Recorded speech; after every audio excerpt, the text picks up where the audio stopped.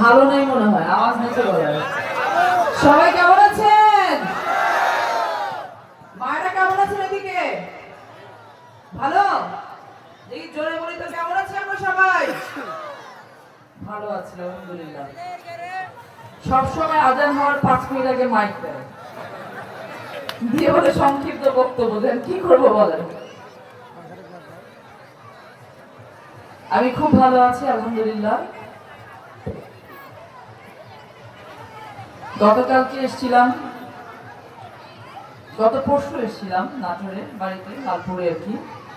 তারপরে গতকালকে পরশু রাতে জানলাম যে হঠাৎ করে আমাদের ক্যাবিনেট মিটিং, আবার আমাদের নারী যারা এমপি হয়েছেন, সম্মানিত এমপি মহোদয়া, তাদের শপথ। পরে গতকালকে সকালে লালপুর একটি আরভাবে একটি ওয়ালিয়াতে খাল খনন করে আবার ঢাকায় গেছি।